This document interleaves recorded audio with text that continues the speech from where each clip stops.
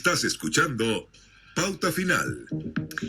7 de la tarde con 9 minutos. La participación ayer en el plebiscito constitucional fue superior al 50%, un poco más alta incluso de la segunda vuelta presidencial, cuando el actual presidente Sebastián Piñera logró el triunfo. De las cosas que también fueron llamativas fue la alta participación del electorado más joven, que sabemos, de acuerdo a los últimos encuestas y datos, investigaciones que hay, desde que el voto es voluntario, justamente es de los rangos etarios o de los grupos etarios que menos participa en las elecciones, y en el domingo pasado se revirtió esa tendencia. Hay varias cifras interesantes, hay datos que han estado surgiendo de la votación del domingo, queremos conversar de ellos. Está con nosotros Cristóbal Uneus, él es director de Data Science de Anholster, panelista además de Pauta, a quien le agradecemos mucho esta comunicación y le damos la bienvenida. Y te vemos a través de nuestro streaming. ¿Cómo estás, Cristóbal? Hola, Cristóbal, ¿qué tal? Hola, Verónica, hola, Sebastián, muchas gracias por la llamada. Gracias a ti por estar disponible nuevamente. Ayer estuvimos en la radio con Cristóbal viendo análisis, habían cuestiones muy interesantes, cruces de comunas, en fin, mucho dato fino que era muy llamativo. Pero en ese cerro de datos que trabajaste, Cristóbal, un montón. Nómbrame por lo menos 2 o 3 de los que ustedes trabajaron en Anholster que tú quisieras relevar antes de entrar en el detalle mismo. Aquello que a ti te llamó la atención o aquello que no te encontraste y que pensaste que no iba a ser. ¿Qué te llamó la atención de ayer? A mí me sorprendió la baja de participación de Vitacura, no era algo que yo me esperaba. Yo pensé que la campaña, el rechazo, siendo que no me gustaba, era una campaña que estaba bien pensada y enfocada a un público importante de la sociedad, y yo siento que los datos lo que reflejaron ayer en Vitacura, Las Condes y Barnechea, donde bajó la participación con respecto al 2017, es que de alguna manera no logró cautivar su público potencial, y eso me llamó mucho la atención. Puede ser que el efecto de la pandemia y las redes sociales, ese grupo no ganche mucho con las redes sociales, eso puede ser un efecto que quizás hay que mirar con más detalle. Y lo otro es el aumento de participación en las comunas más populares como La Pintana, Puente Alto, La Florida, Pudahuel, Quilicura. ¿De cuántos fue ese aumento, Cristóbal, más o menos? En la región metropolitana la participación aumentó en un 10%, subió de 50 a 55, y por lo tanto en estas comunas, algunas comunas en La Pintana, que estuve mirando con harto detalle, subió casi un 40% la participación, de un 37 a un 51%. Muchísimo. Eso es mucho aumento. Y claro, está lo que intuía la Verónica, ¿no es cierto?, que hemos mirado algo en los datos. Aquí parece que hay un cambio de composición del electorado, donde entra a votar un montón de gente que antes no votaba de manera regular. Falta hacer un análisis más fino con los datos por mesa, ¿no es cierto?, que ya publicó el CERVEL en su página web, para estar más seguro, porque hoy día estamos mirando cosas agregadas a nivel de comuna, no hemos mirado las mesas, comparando las mesas nuevas con las mesas más viejas, y eso falta para tener una mirada más completa de qué grupos etarios y qué género fue el que aumentó más. Interesante eso. Sí, otro de los cruces interesantes que ustedes lograron hacer como información ya más fina fue lo que pasó con la votación de aquellas personas que decidieron retirar, por ejemplo, el 10% desde las AFP. ¿Cómo se vincula la forma como votó una persona, sea apruebo o rechazo, respecto de si sacó o no sacó el 10% de la AFP?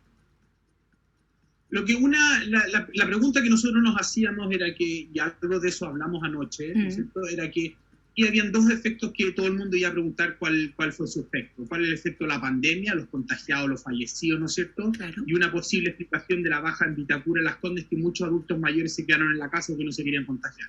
Eso es una explicación, ¿no es cierto? Pero en las comunas más populares la pregunta es, la crisis económica, tu pérdida de empleo, quedarte sin recursos, ¿cómo iba a afectar la participación y el voto?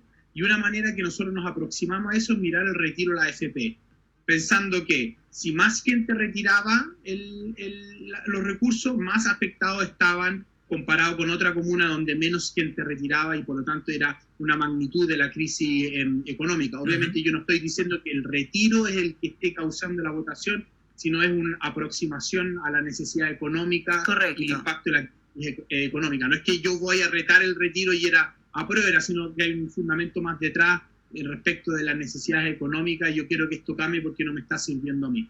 Sí.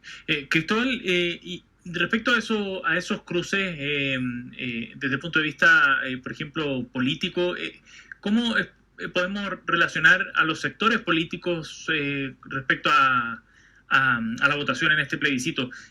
Entendiendo que hay ciertas comunas o sectores o bolsones de comunas en los que tradicionalmente se inclina la balanza hacia uno u otro lado.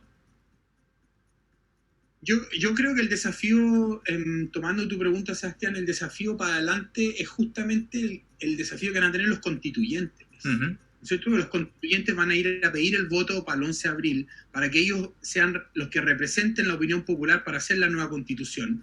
Y este cambio de composición del electorado les va a ser más difícil. No entendemos bien quién fue el que va a votar, qué es lo que quiere realmente. ¿No es cierto? Quiere un país distinto, pero ¿cómo lo quiere? ¿Lo quiere verde, amarillo, lo quiere azul?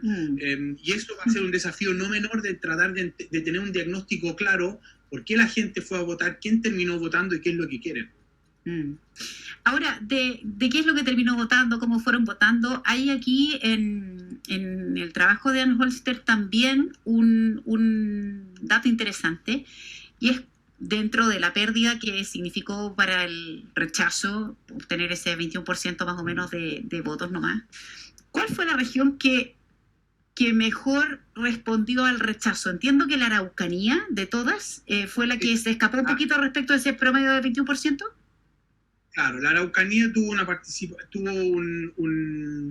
un rechazo, una preferencia por el rechazo bastante más alta que el resto. La Araucanía en general es una región donde la centro derecha le va muy bien, y por lo tanto siempre le ha ganado. El presidente Piñera ganó con el más del 60% de los votos en la Araucanía, pero en esta elección, ¿no es cierto?, ganó el apruebo con el 66%, claro, y el rechazo con el 33%, es decir, sacó casi más de un 50% más que el promedio nacional. Claro, en ninguna otra región el rechazo había pasado siquiera el 30%, salvo en esta. En esa. Exactamente. Y este es un bastión donde la centro derecha generalmente le va bien. En esta región José Antonio sacó una muy buena votación en varias de las comunas. La derecha tiene varios senadores acá, y entonces era natural que le fuera bien. Yo creo que lo que a mí me llamó la atención de la Araucanía es que bajó la participación con respecto a la segunda vuelta bastante. En la segunda vuelta del 2017 la participación fue un 48% y anoche fue solo un 40%. Sí. Entonces, quizá parte del electorado de rechazo, ¿no es cierto?, se quedó en la casa porque dijo, igual esto va a ser demasiado abrumador y por lo tanto no vamos a votar. Yo creo que ahí hubo quizá hay una explicación de no sentirse cautivado, porque ese baja de 8% es muy importante porque en general la participación aumentó, pero aquí no. Sí. Cristóbal, y en ese sentido, ¿cómo analizar la participación a la luz de los cambios que ha tenido también el sistema electoral chileno? Porque se compara el porcentaje de participación respecto a un padrón que hoy día tiene sistema de voto voluntario, ¿no? A partir del año 2012. Pero el anterior era obligatorio, entonces estamos comparando dos cosas que de alguna forma son diferentes. ¿Cómo se puede ponderar eso como para tener una real magnitud de la participación?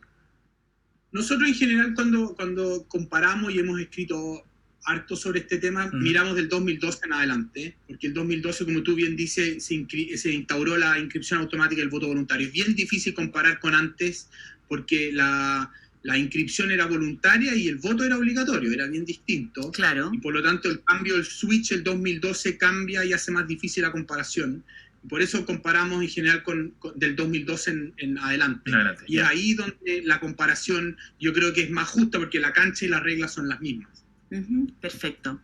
Bien, Cristóbal Uneus, muchísimas gracias por esta conversación. Él es el director de Data Science de Ann Holster y panelista además de Pauta. Que tengas una muy buena semana. Cuídate mucho.